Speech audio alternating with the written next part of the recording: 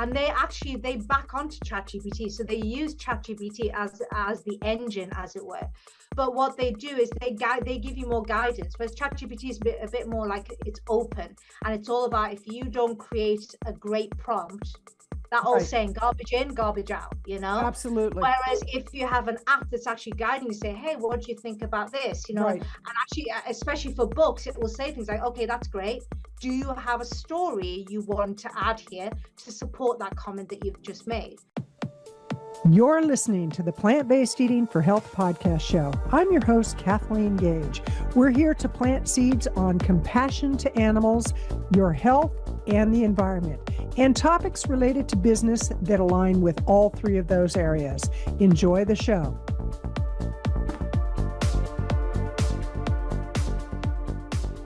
Well, I have to say today I have one of my favorite people. I know I say that a lot. I got a lot of favorite people, but this is like favorite. So 3 times.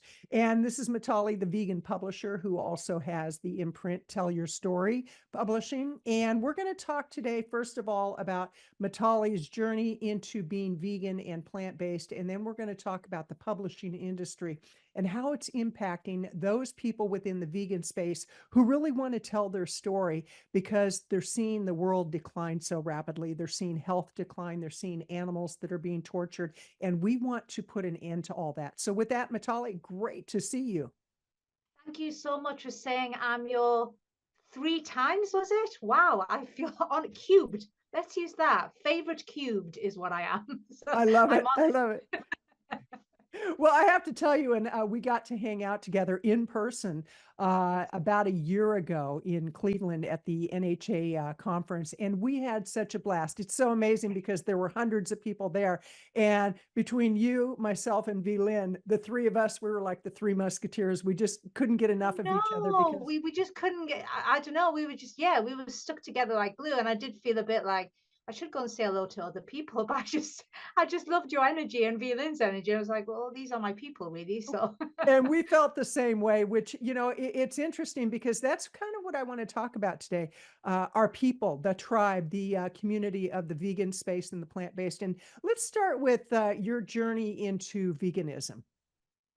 Oh, wow. Well, let me do an abridged version because otherwise we'll be here for hours. But my journey started, I would say, back in 2009.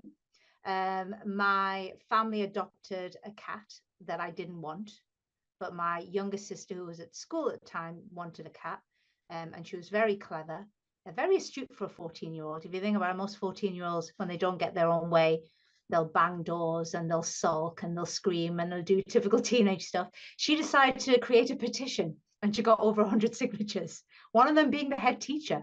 So my mother, quite rightly so, decided that that kind of behavior needs to be rewarded, really. So they went off to the local shelter, and they got this cat. And this cat turned up. I mean, don't get me wrong, the cat was absolutely adorable. But at that stage, I didn't really want an animal in the house. I come from a typically first generation Indian family that don't really do animals in the house. I think we come from, I mean, I was born in the UK, but my family come from India and what is now known as present day Bangladesh. And animals were outdoor beings, and sometimes they'll pop into your home and then they'll leave. But the idea of pets itself wasn't really something that Indians are. Now it's obviously changed, but at the time it wasn't. So I came from that kind of background. So for me, I was just thought, oh, great, there's going to be fur everywhere. I was right, by the way. There is fur everywhere in this house. That old saying, your house will never be clean again if you have animals or kids, is so true. It will, you just basically keeping on top of the mess, but you're never going to clean your house. It just doesn't happen.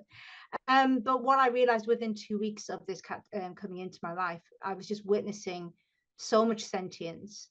I didn't think they were capable. I just thought animals are, I mean, some of them are cute, some of them are scary looking, some of them are creepy looking, but they don't really know what's going on. I guess I was naive enough to think they were just kind of, I don't know, walking plants. I know it's a really strange way of looking at it, but yeah, just plants, but they just kind of walk around, I guess. It's a weird way of thinking. I just never thought of it that way. And then having this cat in my life and seeing how intelligent she was and how emotionally intelligent she was. very aware of who was having a bad day and who's having a good day in the house and who needed a bit of a pick me up. And then I just went down this rabbit hole, as we do, because we've all got, things like Google. So I went down this rabbit hole to find out, well, how intelligent are cats compared to other animals? And then the horror of finding out that cats are not really all that intelligent. They don't even make it into the top 10 of animals. And there were so many more animals that were far more sentient, far more intelligent, intellectually and emotionally, and realizing that we farm some of them, we eat some of them, we test on some of them, and then it just completely, everything kind of unraveled for me from that point. So that's what set off the motion. So I think it was quite unusual, because most people tell me they went vegan because they watched a documentary, or they went to, or maybe they came across some vegan activists who they spoke to. I know plenty. There's a big UK festival called Vegan Camp Out, and every year it seems to get at least a few hundred people to turn vegan. Those are the normal avenues. So I'm a bit unusual in that, it was a cat, an obligate carnivore. Whatever it takes. The irony of an obligate carnivore turning me vegan as well. That's why I dedicate my book to Isha and my other cat. They've both passed on now, but they were the ones who actually turned me vegan. Interesting. And do you consider yourself vegan or plant-based vegan, or what's the story on that? For me, it's vegan. I understand plant-based, but plant-based to me, it seems to be, again, this is just my view on it. I'm not saying this is like everybody's view. I think we all interpret it slightly differently. But for me, plant-based I seem to think of food. Right. Absolutely. Whereas veganism, it goes far beyond food. Well, I mean, my electricity, for example, this entire house and my home office is powered by vegan electricity. So even electricity can be vegan or non-vegan. Interesting. So there's only one company in the UK that has completely green, renewable and vegan electricity and gas, and that is what powers my house. That's incredible. So I can't, plant-based to me instantly makes me think of what I'm putting in my mouth. And my decisions are far beyond what I just put into my mouth or what I go and cook in the kitchen. It's even what powers my house and the electricity that I use, what clothes I wear, what toiletries I use on my face and my body. I suppose I could be plant-based still, but in my head, that I just think of food when I think of plant-based. And it's interesting because when I started my journey nearly 6 years ago, I'm coming up on my 6-year anniversary. I was plant-based and I would not identify as vegan because I thought vegans were crazy and, yada, yada, yada. And I found out we are crazy. Yeah, we are crazy.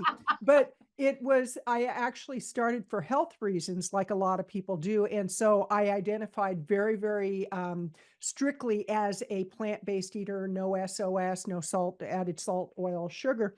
And I would not call myself vegan, but I was watching the documentaries, I was reading the books, I was reading the blog posts, I was listening to YouTube videos. And the more that I learned, the more I realized it really was about compassion to animals and the environment and all of that. But I still wouldn't call myself vegan until I was at the grocery store one day, walking by the meat department, and I had what I call a spiritual awakening around the cruelty to animals and what I had done for decades. And ever since I was a kid, and I really had, it was very pain driven, where it just hurt my heart. And I realized in that moment, I am vegan. And I think for me, once I crossed that invisible line, it changed everything because my why shifted. And so, for me, it started out plant-based. I became vegan. And now it's like, I've gone through a period where, well, if I'm vegan, I can eat all the junk food.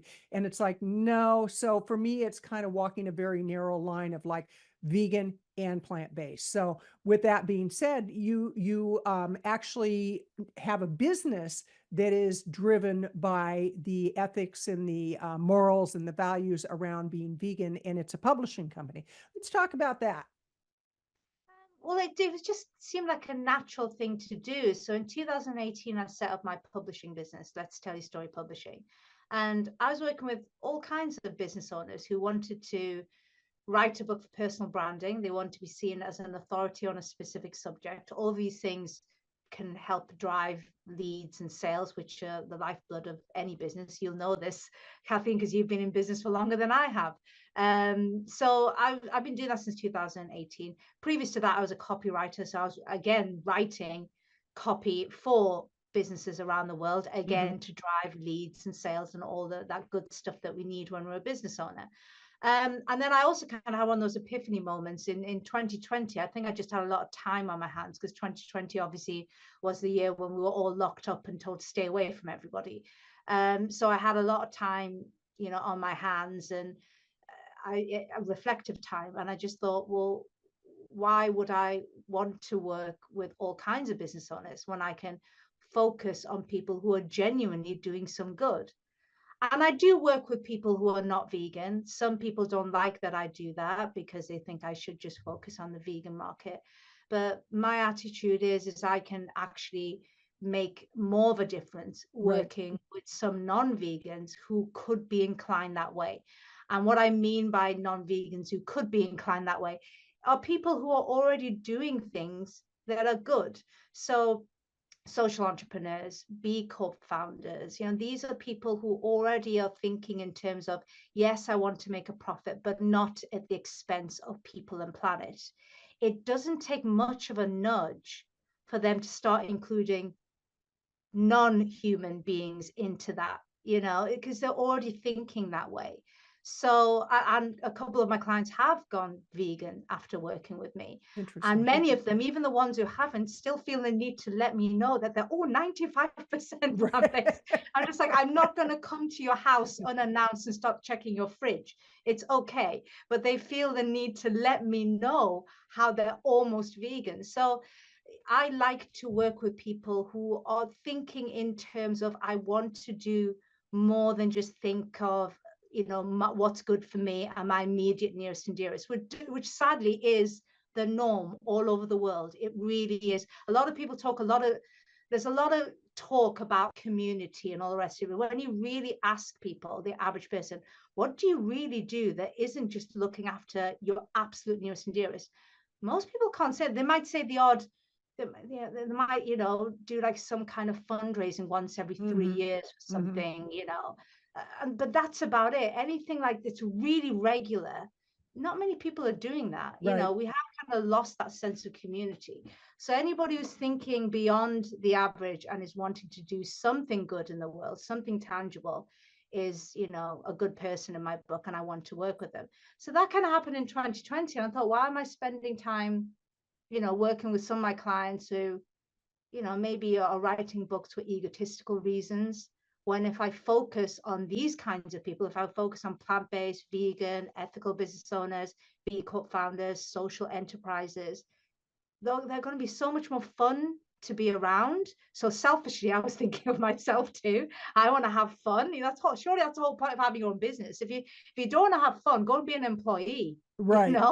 And you won't have the responsibilities and the hassle of, oh my God, I need to bring these leads in, I need to turn them into sales. You don't have all those, hassles as an employee. So one of the main reasons to have your own business is you want to be in charge of your life and you want to have fun and choose who you spend your time with. So why would I not make that switch? So that's how that came about. Okay. Well, and I know that one recent book that you published is Weightless, Compassionate Weight Loss for Life by Dr. Frank Sabatino. I adore Frank. I think he's amazing. And boy, he's just a wealth of information. He said the experience with you was phenomenal. Because I said, so tell me really. And he said, oh, I would do it again in a heartbeat. Oh my God, I was harsh. I think I did get on his nerves a couple of times, but in a good way, because I'm expecting the best, Absolutely. Well, so I did get on his nerves. But... Yeah, this book, I encourage people to get it, one, to see what Frank wrote, but also your quality of publishing, which I want to dig a little bit deeper into what it is to be a published author, because I've been published many times over. And a lot of people think you just write a book and then boom, presto, it goes up on Amazon or wherever the distributors are, and boom, you're going to sell a bunch of books. And it's not quite like that. The reality is that Most people have the dream of writing a book, but they never get around to writing it. And if they do get around to writing it, they don't get a good editor. And if they do get a good editor, they don't know how to get it published. And if they do get it published, they don't know how to market it. So let's take a step back and let's talk about what usually drives people to write a book from your perspective and your experience, and what are some strategies that you can share that will help people to get it from a dream into a reality? Well, the best advice I can give. Well, first of all, that was a two-part question, so let me make sure I get this get this in the right That's my way. split personality. I What can know. I say? So the first part, why do people want to write a book? Well, a lot of people say things like, "Oh, I just want to get my thoughts out and legacy," and I always say, "Well, yeah, but you can do that in a really long LinkedIn article. In all fairness, so really, the book there is, and there's nothing wrong with this, by the way, but there is some kind of ego attached to writing a book. You're not just writing a book for the sake of it. You do want people to read it and actually say, wow, that's amazing. That's really changed the way I think about something or the way I do about something. And further than that, with a lot of my clients and even people who have ultimately not ended up taking on, there is this, they want to maybe start speaking on stages, or if they're already speaking, get bigger speaking engagements. Maybe they want to attract, I've had several clients who've been able to attract investors after writing a book. So there are other hidden reasons why people are wanting to write a book. To answer the second part of your question, the best advice I can give is to think of the end goal and then work your way backwards. I'm always amazed how many people don't do that with books. They kind of, I guess it's kind of like they're doing a stream of consciousness kind of writing.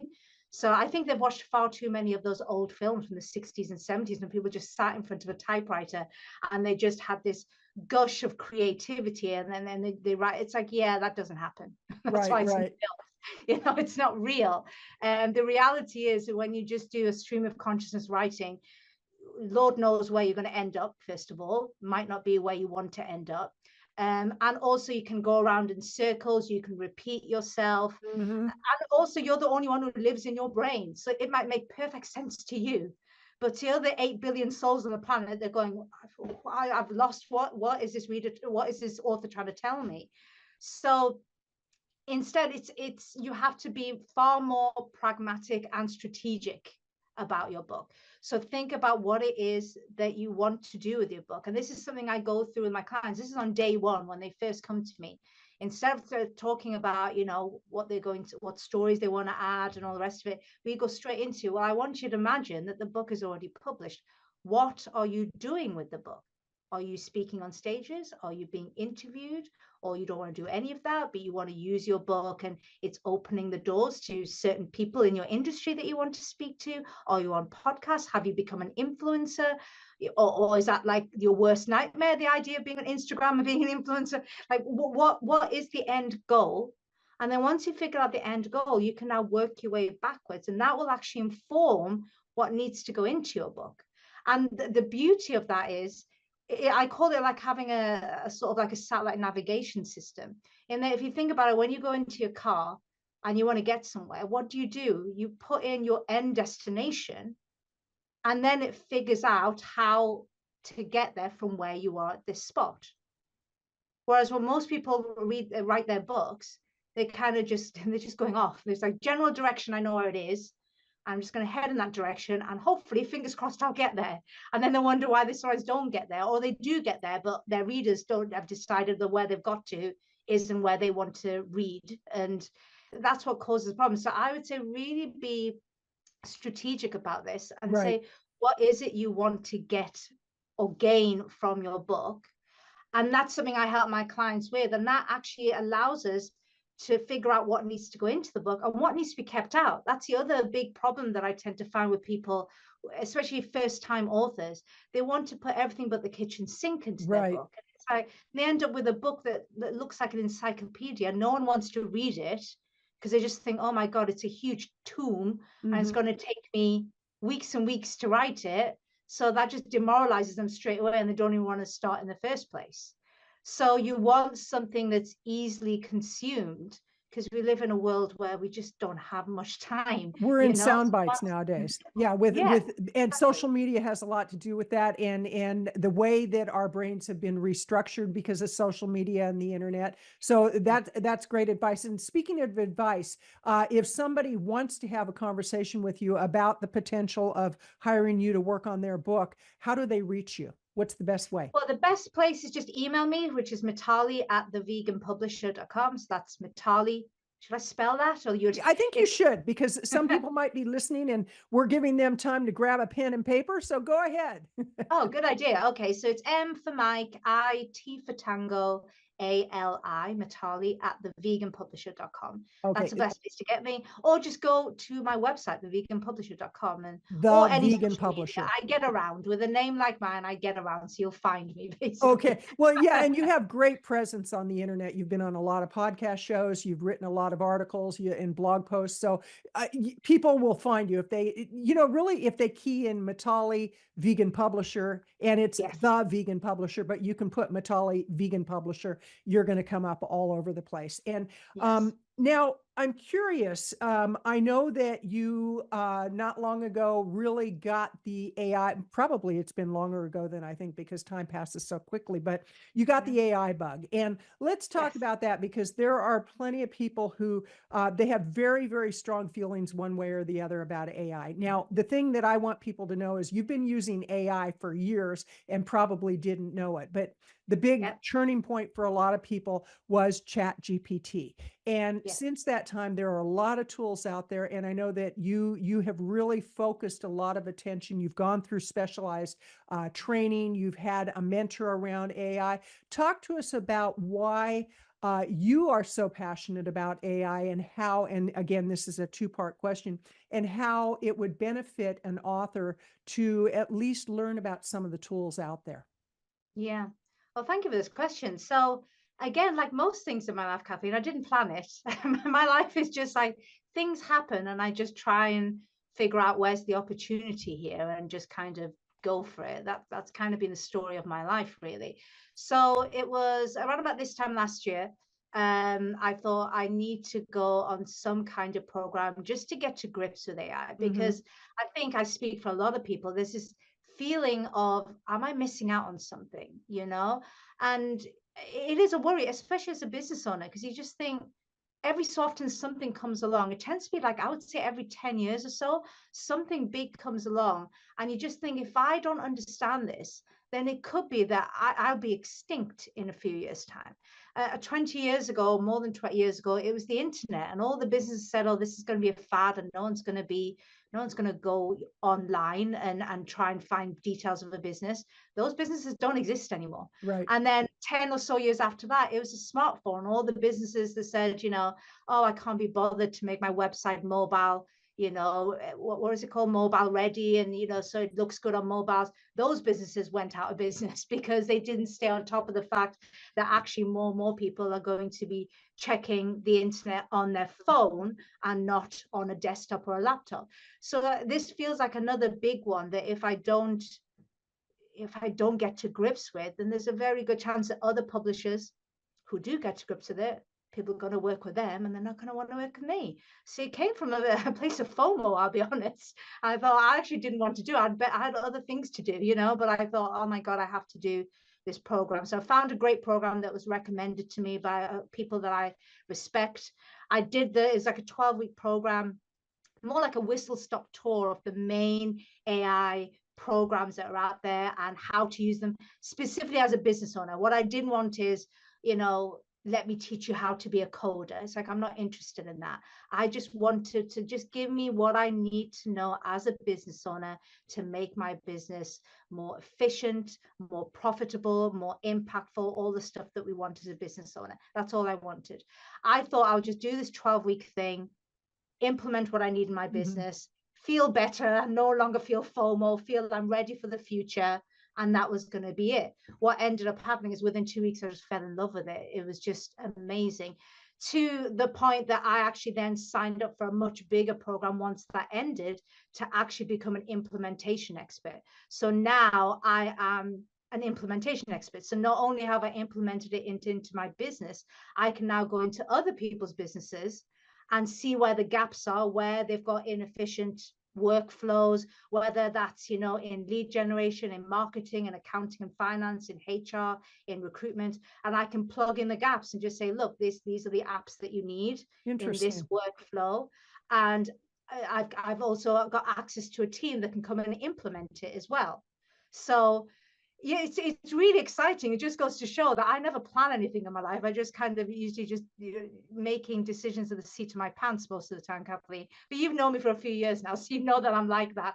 I just think if I see an opportunity and I see if I really enjoy something, that's my biggest driver. Do I enjoy something? If I Right, don't right, enjoy it, then it's a case of let me do the bare minimum that I have to do to get on with things. But if I enjoy it, then I just go hell for right, leather, right. I Oh, and guess. I'm the So same way. When the internet first came around, I think it was in 1997 was when I got the bug, and it was when yeah. AOL came out, and people were like, "Oh yeah, it's just a fad," and I thought, "No, this is going somewhere," and I just immersed myself into it. It was just, and I fell in love with it. And there's a lot that I don't know. There's a lot that I do know compared to most people. I've been doing this for over 2 decades, but with AI, I'm curious.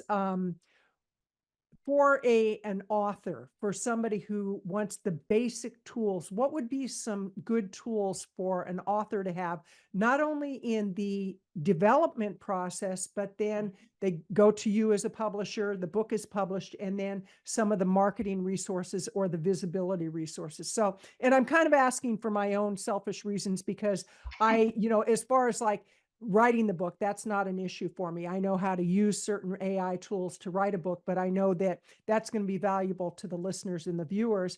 But what I want to know is, in your professional opinion and your experience, what do I need to do to get that visibility with the tools that are available currently? Okay, again, another two-part question, so let me make sure Absolutely. I get this.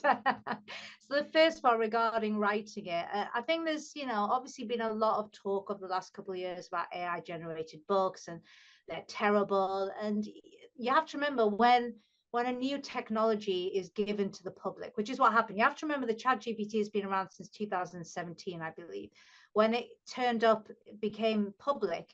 I think it was November 2022. So we're coming up to 2 years soon.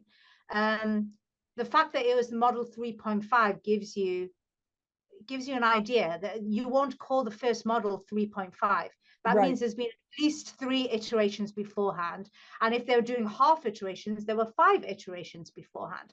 So it's been around for a while, but it just became public in November 2022. And you know what happens? Idiots run to things faster than sensible people, which is why as soon as it became public, within 6 months, you had all these terrible AI generated books because all the idiots were rushing to it, don't really know how to use it, and they're just publishing garbage. Right. But then over time, as people become, a technology matures and people start to know how to use it correctly, you realize that AI was never designed to replace people entirely. It's more to take away as much of the grunt work as possible. It still requires the author, in this case, we're talking about an author, to be creative. Um, AI can't replace that. I'm not talking about the future. In 20 or 30 years' time, I have absolutely no idea. But for the next 10 years, I just can't see how that will happen because AI can't be creative on its own. It's using human intelligence. And also, the other thing, especially this is a really important thing to say regarding authors. If you're writing a book because you want to be seen as a thought leader or an influencer, or an authority or an expert in a particular topic, people in your industry are interested in your thoughts. So you can't use AI to write your entire book because that's not Right. your thoughts. They'll be taking other people's thoughts and creating it. So therefore, all you're using AI for is to help you out.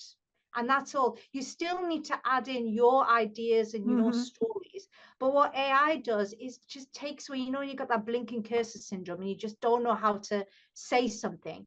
You can just put it into something like Chat GPT or Gemini, and it's not perfect at all. You're just throwing words in there and just saying, hey, let's see if we can just smarten it up. And you can even use trigger words like, can you make this more convincing? Or can you make this more empathetic? Or can you make this sound more authoritative? You can even get it to go and research and find, papers or books that have been written on this subject. So you can then say, hey, I got this from this particular place. So you're showing rigor, which, if you're a professional author, you should never just pass off ideas as your own unless they are your own. So you need to show that you've taken ideas from other people and actually reference that. It just helps you. It's like having a wonderful assistant that doesn't really charge you much. Well, I mean, there's a free version of ChatGPT and Gemini, or I always recommend getting the paid version because they're just far more powerful. And they're only wanting about $20 a month, which is next to nothing, really. Right. So I'm a big advocate of paying for these kinds of things because you just get better models. But yeah, that's kind of how it works. So to answer your first question, it's helping so many of my clients. It helps me so much. And going into the future, I'm now testing out specific apps. There's one I'm looking at called Manuscriptor, and there's another one called Buccal. And they back onto ChatGPT. So they use ChatGPT as the engine, as it were. But what they do is they give you more guidance, whereas ChatGPT is a bit more like it's open, and it's all about, if you don't create a great prompt, that old saying, garbage in, garbage out, Absolutely. Whereas if you have an app that's actually guiding you, say, hey, what do you think about this? And actually, especially for books, it will say things like, okay, that's great. Do you have a story you want to add here to support that comment that you've just made? And then you go, oh, actually, I do have a story. And then you can put the story in. So it's actually kind of guiding you through the book creation process. Right. So it's really, really clever things out there. And then, there's more that's going to come out, because you have to remember AI is still in its infancy. So it's a very, very exciting time. Just as long as you remember, in the industry, in the AI sphere, it's called human in the loop. And you've always got to have a human in the loop. As soon as you take it out, then you have garbage. Then you have AI generated garbage. Right. So I don't want people to worry that, oh my God, if I use AI, the book is going to sound like it's going to sound AI generated. I always say AI generated content that looks like AI generated content is a bit like somebody with a bad toupee on. You kind of notice it.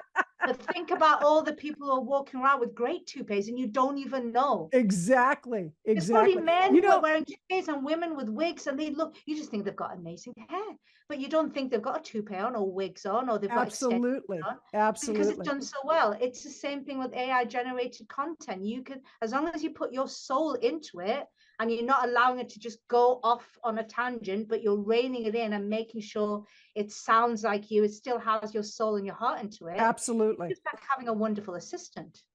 Well, it's interesting because I produce podcast shows. Not only do I have my own, but I produce other shows.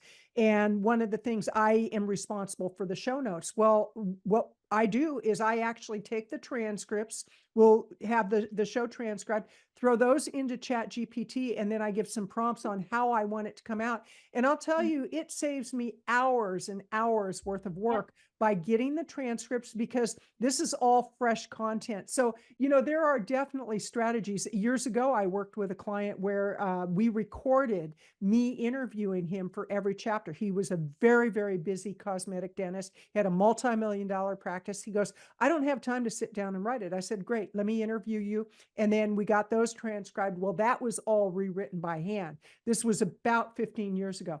Today, what I would do is I would interview somebody, set up the chapters, interview them, put it into ChatGPT. But like you said, it's, what did you say? Human dependent? What's the human in the loop? You need a human in the loop. I love that. Yeah. Human in the loop. Yeah. There has to be a human in the loop. You cannot depend 100% on what gets put out by ChatGPT. Okay. So they've gotten the book written. You've published it for them. And again, how do people get in touch with you? Give them that website again, real quick.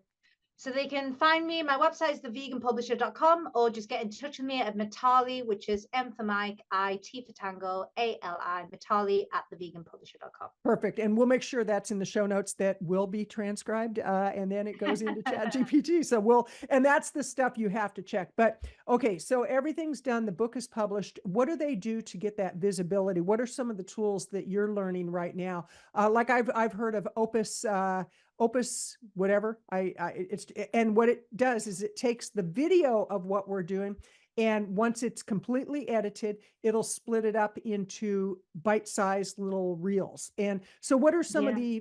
the programs people can use to get that visibility for their book? Oh God, there's I'd be here for hours, really. There's so many, and it's so exciting, and new ones are coming out almost every day. There's new apps coming out. So there are apps out there. I don't really want to recommend one because I don't want to recommend a specific app unless I use it, because I'm very Okay. mindful of the fact that I don't want people going off and spending money on apps and then it's not great. So at the moment, it depends on each person and what their needs are. Right. But there are apps out there that you can put your book into, and it will strip it into individual articles. Those can become blog posts, they can be LinkedIn articles. You can turn some of that, they can strip it even further down to bite-sized, sound bites or phrases or quotes that you can put on Nice. Instagram. You can even have, there is one app I don't mind recommending because I'm using, is an app called 11 Labs. And what they're able to do is you can actually take parts of your book, and you can record your voice, and then it would just say those. So you can even make snippets of you, and it's not even AI generated voice, but it sounds like you. It's taking Oh your my voice. gosh. And And it's I know called, it's incredible. what's it 11 called? labs. 11 labs. 11 Labs. Yeah, So spelt it, out 11 and labs. Yeah, it's really one of the premier AI tools, and it's just doing incredible things at the moment. It can even create clones of you. Know, some people like freak out at that. It's like, oh my god, no, I don't want a clone of me. But think of the things that you don't need to do. Like, for example, I'm sure you don't want to be speaking to a clone of me right now. This is a show, and you want the real Mitali speaking to you. But so that's fair enough. But what about, you can't be bothered doing lots of reels. right, You can just do one of you just because your reels are really tiny. We're talking about 60 seconds or 90 seconds. right. And I'm looking at some of the clones. I haven't tested it myself. I'm going to start testing it in the next few weeks, and I'm seeing what other people have done, and it just looks like them. As long as you don't have, the main thing is you don't wave your hands about, because if you wave your hands about, then what it goes, it's on a loop. So then it looks like Okay, okay, yeah. So but they coach you through that. It's like, just use natural gestures, but kind of have your hands away, so they're not in the screen. right. And then they can actually regenerate your face and it's incredible. That's You can incredible. So, think about training videos you can do, oh if you my want to gosh, train this with is, just that.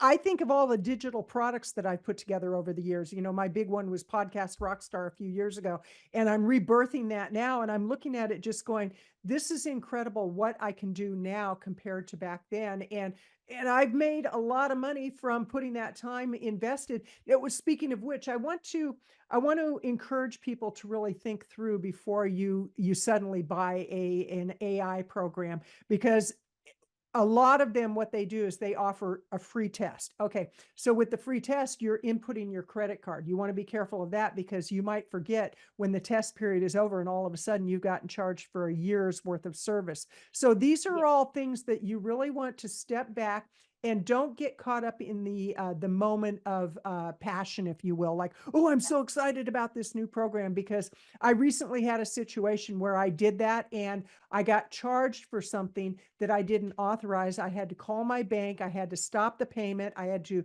do a chargeback, which I don't like doing that, but it was an offshore company that their methods were very slimy. And I was like, how did I get caught in that? And it was by getting caught in the moment of passion. Oh, that's going to fix everything.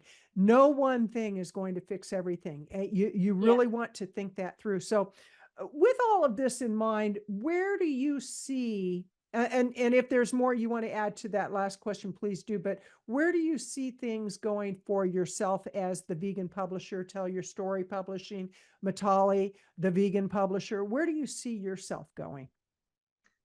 Well, it's an interesting time for me, because if you'd asked me this time last year what I'd be doing in 2024, I would have said publishing. That's what I do. And of course, I'll be implementing AI to make it easier. So now, for example, I'm able, before, I would say from the beginning of this year, um, the only thing that I offered, I don't want to say only, it's quite a comprehensive program that I offer, but people came into my program. I have a system that shows them how to figure out what their North Star is, really structure the book. I talked about this earlier. You don't want to write your book in a stream of consciousness kind of way. because then it's just, you're leaving everything up to chance. And you've got to be far more strategic about books. Really work out what you want your book to do for you, how you want to leverage it, and then let's work our way backwards from that. So that is, it's a program that shows my clients exactly how to do that. So they write, I think the word is with, with intention, intentional about it. Mm-hmm. They're really intentional about their books, and they know before they write a single word, they know exactly what they want their book to do for them. Right. And with that intention, their book is written. Now I'm able to actually, they're using AI, so they're going through a lot, because they've still got the same intention. You still need to know what your North Star is, but now they're able to go into Gemini or ChatGPT. A really good one that I prefer to ChatGPT is Claude. Claude seems to be much better, more creative in the way it uses language. ChatGPT is more, it gets the job done kind of thing, whereas Claude is more creative, I find. So definitely for authors, I prefer Claude. But whichever, it doesn't really matter, whichever one they feel comfortable using. And then now just, I mean, what used to take them 3 to 4 months to go through my program, some of them are going through it in a matter of weeks, and they could do it in a matter of days. It's just because they're busy entrepreneurs, so they can only put in 4 or 5 hours a week in, because they're running businesses, they've got kids, they've got etc etc. If they just actually just did it, they could probably now do it in a matter of days. I'm not talking about a small book. A decent 50,000-60,000 word book can be put together in a matter of days if you just focus on it for a few days, which was almost impossible before you had these large language models like ChatGPT. So yeah, there's that aspect of it, but also now, sorry, I've lost my train of thought. I was going to say we've already talked about marketing, but actually now I know where we are. We'll talk about where I go. That's what I was doing. I wanted to make sure my business was future proof. That was the only reason I went on that 12-week program last year, was to make my business future proof. What I didn't expect was to fall in love with it. And now this whole other avenue has opened up where I'm now going into businesses. Some businesses similar to mine, in other words, service-based businesses. So, for example, copywriters or social media experts, accountants, people who are doing a service with people. But I'm also now going into completely different businesses, food manufacturing businesses and cosmetics and all kinds of businesses, and seeing where the gaps are. And it's almost like I get excited because I'm kind of like digging for gold a little bit. It's almost like I'm finding out where the gaps are. And that would be, I would say, the biggest, going back to what you just said, a few minutes ago, Kathleen, you said, don't get excited and just go and buy stuff. First of all, yes, there are some, with any kind of new shiny thing, there's always a lot of bad players that jump on. Look at the dot-com bubble. There was so many people making utterly ridiculous websites that weren't even thinking about, well, actually, does it do any good? Is this something that people would want? What is the use case for this? They're just like, oh, this is a good idea, let's just create it. In the same way, AI now has got lots of people who jumped in the bandwagon, and a lot of the apps are terrible. I was told as of August this year, there were over 13,000 separate AI applications in the world. And the vast majority, there's going to be 130,000 or 1,300,000, and the vast majority are not great, and I'm glad you said that. I'm glad you said that, because we do tend to go down the rabbit hole and we get really excited, and it's like, take a step back. And honestly, I wasn't going to say anything about me getting scammed. And it really was a scam, because all of a sudden I invested in the program, and now they wanted more money before they would release the program, and and I called my bank and I said, here's the deal. I'm reversing charges on this one. This is a scam. And I went through the whole thing, and within 2 days the money was reversed. And it was like, oh, thank God. And it would have been an important lesson for $300, but I'm glad I got my money back, because I did learn the lesson. So if somebody like me that's been doing this for as long as I have can get caught in the moment, it can happen to anybody. Now, here's the thing that I want to encourage people to look at, though, is to really fall in love with what you do. Because what happens is, a lot of times people will say, oh, I'm not technology driven. I don't know this. I'm too old, blah, blah, blah. They tell themselves stories that are not true stories. It's like, well, actually, I did that. I mean, the idea of me, like I said, this time last year, if you told me that I'd be, certified AI implementation expert. I was like, no, I will You're not. crazy.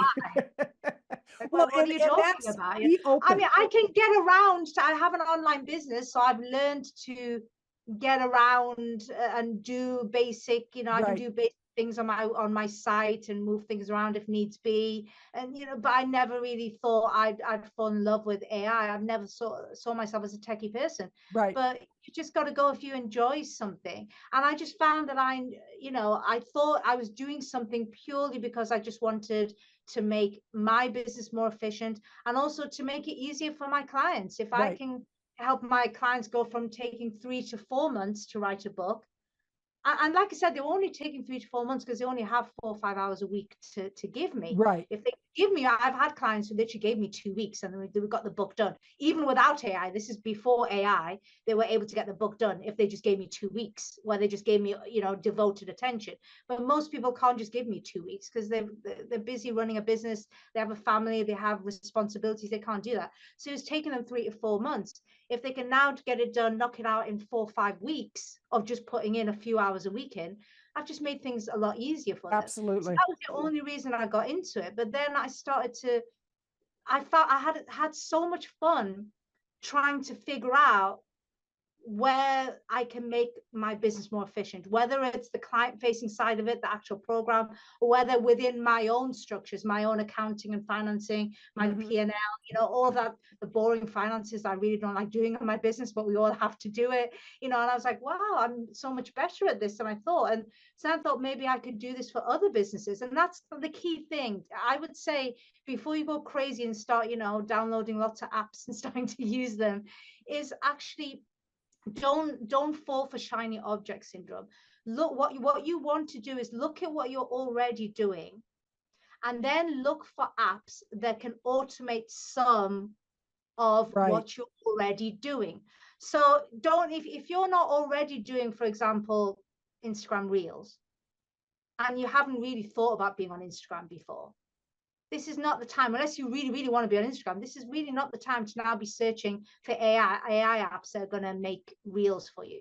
right, right. It's if you're already doing reels and your audience is on Instagram, but you're struggling to keep up. But you know what social media like? It's a monster that just keeps eating the content You'll you never give it. feed it enough. You'll never It's feed you. always So hungry. Its stomach never gets full, unfortunately. absolutely. If you're struggling to, you're being told, oh my God, you need to do 5 reels a week, and you're just like, oh my God, I'm just on this treadmill of trying to create 5 reels a week. And then if you can find an AI, or you work with someone like me who will then be able to advise you on which AI, or it could be strings of AI that you use in a specific sequence, if that can automate 50% or 60% or even just 10%, even if you just get 10% of your time back, if it's something that takes you, for example, say it takes you 5 hours a week to do, even just 10% of that back, what is that? My maths is terrible. This is why I'm a publisher. What is that? What I should have picked better numbers, but Pick whatever easier numbers 10% and of I can five do hours. it. Yeah, well, it must be like half an hour or something. But even if you get just half an hour back a week, Right. over a year, you seem like, oh my God, I've just got I got 24 hours back or whatever it is. Again, my maths is terrible, or math for the American listeners, math instead of the S on the end. But That's why we have accountants. exactly, that's what I've got a great accountant because she knows I'm terrible with figures, so I just hand everything over to her. But if Right. you can, even if you just get half an hour back from a task that normally takes you 4 hours to do, you add that up, and you're like, oh wow, so even just 10 or 15% efficiency, suddenly you're saving time, which always equals money in a business, Right. and that's what it's all about. So that's the clever way to do it. Don't just go, oh my God, there's something that can make reels on Instagram, and then go and get that. Oh my God, that's great. I can make a clone of myself. But you're not doing any training for people. You're not doing videos. You're not really on YouTube. So why do you need a clone of Well, yourself? this we should do a whole episode around that because the reality is that even if you go out there and get a boatload of visibility, but you don't have your back end set up, you don't have a way for Yes. people to download something and get on your subscriber list, because it all boils down to, do you have a good subscriber list? Do you have that foundation in place? Are you being strategic about excuse me, about which social medias you use, because it's not about being on 1,000 different social media platforms. It's about looking at the ones that are going to be fully beneficial to what your end goal is. So there's so much to this, and this has been just mind-boggling, mind-opening. And I encourage people again to go to theveganpublisher.com, theveganpublisher.com, and we'll make sure to put all this in the show notes. And Mitali, as we're wrapping this up, what are your final thoughts for people as they move forward in what they're doing with their books, with their messaging, with AI, with all of that? What are your final thoughts? Well, final thoughts is, I mean, we are doing, I mean, a lot of people have said to you, it's like your branches of your business are quite different. I mean, on the one hand, you're publishing books, which is, let's face it, the oldest form of communication apart from actually speaking to each other. But the thing is, it's the oldest form of communication where you can leave something for other people and you don't have to be there, because speaking in person is great, but if you're not there, you can't speak for yourself. Right. So books really are it's the oldest form of communication where you don't have to be there and you can leave something for other people to experience. To AI, which is, let's face it, the newest form of communication, and it's like it's artificial intelligence that you're talking to. You're not even speaking to people, so it feels completely different. And yet, what links the two for me and why I have these two branches of my business is I'm working with vegan, plant-based, ethical business owners, B Corp founders, social entrepreneurs, and the goal of what all of us are doing is we're saying no to things that have become normalized and saying, no, there is a better way of doing it. So books come into that, in that you need people to know why, because a lot of people don't know. Right. That I didn't realize that my energy consumption can be vegan or non-vegan. I just thought electricity was electricity. And I was Right. like, well, how is that vegan or non-vegan? So I had to be educated on that. And I thought, wow, I had no idea. So we need to get the word out, and you can get the word out in so many different ways, but books even more so. As we become more technologically advanced, we become even more aware of how much content there is, and as human beings we equate abundance with cheap, and we equate something that's rare with, oh, it's expensive, it's necessary, it's important. So as we get more and more content online, it becomes even cheaper. Right. It means a really well published and written book really makes you stand out and makes people think, wow, okay, this person really knows what they've got to say. And that's where you can hopefully change hearts and minds and show people that, being ethical, being, vegan, hopefully, or plant-based is the way to go. It's the only solution, really, if we want to survive on this planet. So that's sort of like I would say that the case for writing books. Regarding the AI side of it, my dream, my big sort of hairy, audacious dream that I call it, is that I think I really hate the fact that I live in a world where we always have two choices in front of us. We can take the cost effective route, but that is usually, there's been some kind of exploitation going on, whether it's humans, whether it's animals, whether it's a planet, or a combination, or all three of the above. Right. Or we have the better, the ethical one that makes us feel fuzzy inside, but usually it's more expensive. If I want to buy ethical clothing, it's more expensive than if I just go to fast fashion. If I want to buy vegan food, a vegan steak costs me more than steak. Like a whole animal was bred and murdered, and yet Right. somehow that is cheaper than me having a mushroom steak, for example. Right. And Right. my goal with AI is I want to go into vegan, plant-based, ethical businesses, B Corps, and make them so efficient that they can create products and services and programs that are as cheap as the non-ethical I love versions. it. I Because we love it. shouldn't have that choice. Imagine living in a world where the ethical choice was also the most cost-effective choice. So it's an absolute no-brainer. You don't Right. have to sit there and choose and look at your bank balance and go, oh, I want to make the ethical choice, but I'm a bit short this month, so I'm thinking about making the cost-effective choice. What if you didn't have to make that choice? I love it. I love it. Well, Mitali, as always, this has been delightful.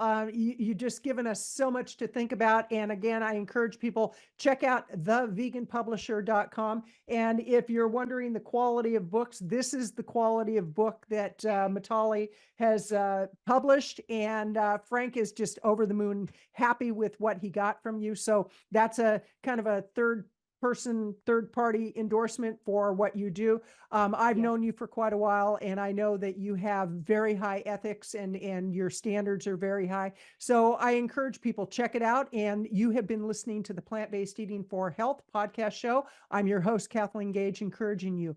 Think about the actions you take on a daily basis. Think about what you consume on a daily basis, both in mind, body, and spirit, and make choices that are compassionate, they're kind to the planet, and they're kind to your health. This is Kathleen Gage, wishing you a great day, a great evening, a great middle of the night, whenever you are consuming this podcast episode. Have a great day. You've been listening to the Plant-Based Eating for Health podcast show. I'm your host, Kathleen Gage, inviting you to subscribe to this channel wherever you're listening or watching the show. And please let your friends know about the Plant-Based Eating for Health podcast show. Live healthy.